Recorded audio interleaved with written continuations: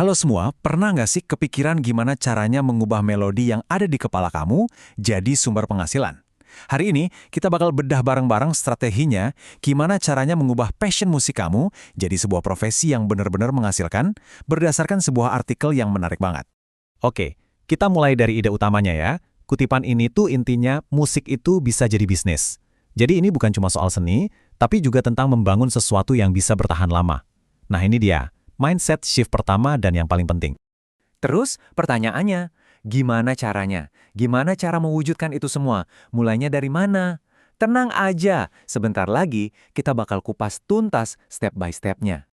Oke, jadi kita bakal bahas 5 pilar utama nih. Kita mulai dari yang paling dasar, mengubah mindset. Terus kita belajar cara mengemas karya kamu jadi sebuah produk. Lanjut, kita akan bahas gimana dapat bayaran dari panggung, mengamankan pemasukan jangka panjang lewat royalti, dan yang terakhir, gimana melipat gandakan jangkauan kamu lewat kolaborasi dan dunia digital. Oke, pilar yang pertama, musik dari hobi ke bisnis. Ini langkah yang paling fundamental, artinya kamu mulai mikirin siapa audiens kamu, gimana perencanaan keuangannya, dan apa tujuan karir kamu, bukan lagi sekedar iseng bikin lagu. Nah, kalau mindset-nya udah benar, langkah praktis berikutnya adalah mengemas karya kamu sebagai produk. Disinilah kita ubah lagu-lagu keren kamu jadi aset yang bisa dijual dan menghasilkan uang. Terus gimana caranya mengubah seni jadi aset? Gampang, ada 3 langkah praktis. Pertama, perlakukan musik kamu sebagai produk. Kedua, pakai platform digital buat menyebarkannya ke seluruh dunia. Dan yang ketiga, ini penting banget, bangun brand kamu sendiri. Siapa sih kamu sebagai musisi? Citra yang kuat dan konsisten itu yang bikin orang mau dengerin kamu lagi dan lagi. Nah, slide ini nunjukin 2 sisi mata uang pendapatan musik nih. Di satu sisi ada yang digital kayak Spotify dan YouTube. Ini soal jangkauan yang luas dan volume.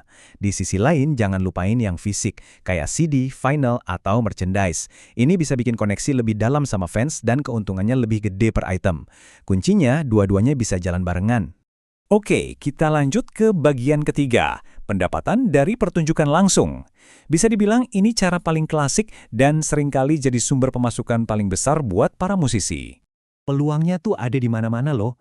Selain panggung konser yang besar, ada pasar yang gede banget di acara-acara kantor atau pernikahan. Sekarang malah konser virtual berbayar udah jadi hal biasa. Nah, ini dia namanya mikir kayak pebisnis. Setiap panggung adalah peluang. Nah, sekarang kita masuk ke bagian yang menurut saya paling keren, royalti dan hak cipta. Inilah cara musik kamu bisa terus-terusan menghasilkan uang, bahkan pas kamu lagi tidur sekalipun. Gini deh gampangnya, hak cipta itu ibaratnya sertifikat tanah buat lagu kamu. Nah, royalti itu uang sewa yang kamu dapat setiap kali ada orang yang memakai lagu kamu itu. Ini nih, dasar dari passive income, di mana karya kamu yang bekerja keras buat kamu. Coba deh bayangin, satu lagu yang kamu buat bisa menghasilkan royalti dari banyak tempat. Waktu diputar di radio, dipakai di iklan TV, jadi lagu tema film, atau di streaming jutaan kali di platform digital. Ini tuh kayak keran pendapatan yang nggak berhenti ngalir dari satu aset yang sama. Prosesnya simpel kok, bikin karya, daftarkan, terus terima bayaran. Nah, langkah kedua ini nih yang sering banget kelewat. Padahal ini krusial banget. Tanpa mendaftarkan hak cipta, kamu bisa kehilangan semua potensi pemasukan itu. Jadi, jangan pernah lewatin langkah ini ya. Oke, di bagian terakhir ini, kita akan lihat gimana caranya mempercepat pertumbuhan bisnis musik kamu lewat kolaborasi dan peluang digital. Ini tuh bukan cuma soal bikin musik sendirian, tapi tentang kerja bareng orang lain dan manfaatin platform-platform modern. Dunia digital itu ngebuka banyak banget pintu. Kolaborasi sama musisi lain itu artinya kamu bisa pinjam audiens mereka, cara cepat buat makin dikenal. Dapat sponsor dari brand, wah itu bisa nambah kredibilitas plus dana. Dan jangan pernah remehin kekuatan konten di TikTok atau YouTube ya. Satu video viral aja bisa ngubah karir kamu dalam semalam. Anggap aja setiap kolaborasi itu jalan pintas buat ketemu fans baru. Jadi intinya apa? Ya ini, menghasilkan uang dari musik itu bukan untung-untungan, tapi benar-benar sebuah bisnis yang strategis, butuh perencanaan matang di setiap aspek yang udah kita bahas tadi.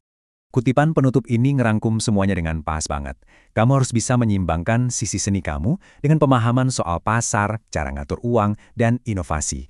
Intinya, kamu harus jadi seniman yang jago, sekaligus jadi CEO buat bisnis musik kamu sendiri. Nah, sampailah kita di akhir pembahasan ini.